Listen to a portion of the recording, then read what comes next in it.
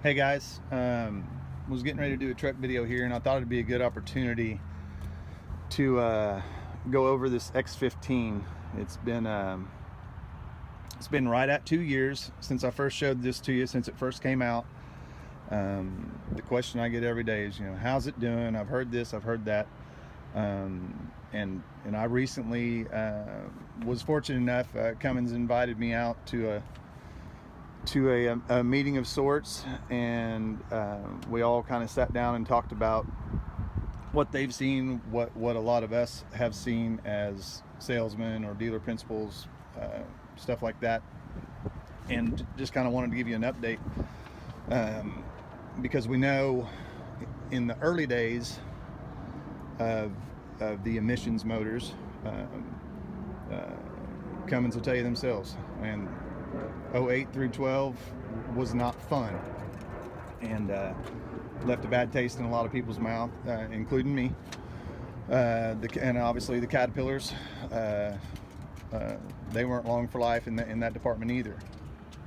But after selling hundreds of these and getting the response from everybody, I can't tell you how impressed we are with them.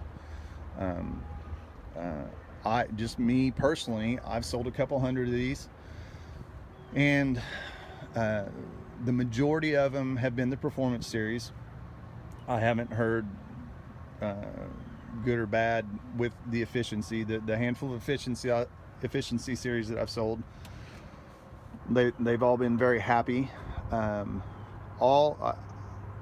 I feel like I stay in touch with a lot of my customers pretty good, especially if there's a problem. I'm one of the first guys to hear it. I can put on one hand every problem that I've had.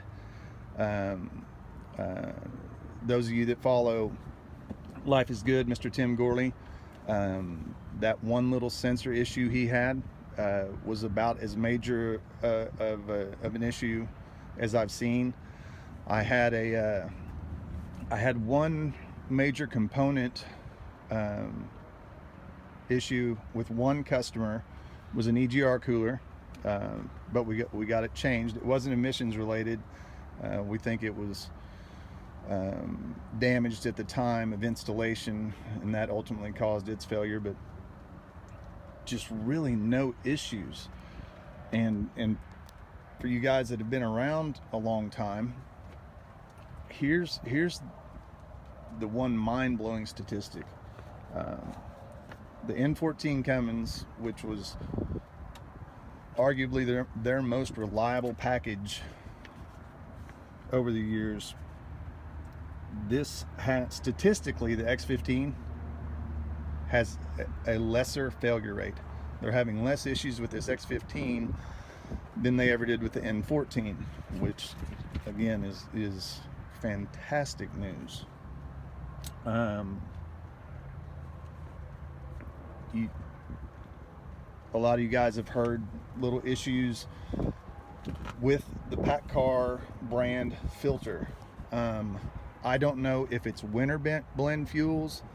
I don't know what the issue is there, but some of the trucks that we built earlier that we did the PACCAR filter with, they just had fuel filter problems. They couldn't get more than 7,000 miles out of a filter, and if you're running hard, that's a huge hindrance, which is why every truck that I build, I've gone to this Davco filter, and haven't had one issue. So in your shopping or speccing or building process, currently, until PACCAR gets that figured out, I really suggest that filter. Other than that, there's really not much to say about it. You'll see so many times that I'll put the big air compressor on it. It's a little bit noisy. They have a fix for that to quieten it down some. Contact your Cummins dealer or your Peterbilt dealer. It's a inexpensive, easy fix. And again, The first time I showed you this video, I was loosely educated on it, but this versus the original ISX, everybody was asking, you know, what's different, and the pistons are different, the valves, the turbo, the water pump, the EGR, everything to do with the emission system is different. You'll notice this versus the earlier ISXs, the 16s and earlier, not near as many sensors. The DPF filter, the diesel particulate filter, is half the size. I don't know how long until it needs one cleaned, because nobody's put enough miles on one. They're still claiming 500,000-600,000 miles. They have a lot of units out there with 500 plus on them that have yet to be cleaned. So that's great news. If they'll go 500, and or somewhere close to that, that's one cleaning in 1,000,000 miles. So nothing but rant and raves about this deal. If you've got any questions, call me, text me, email me, 918-808-5638. Give me a shout, and I'll help you all I can. Just want to give you guys an update. We'll see you around.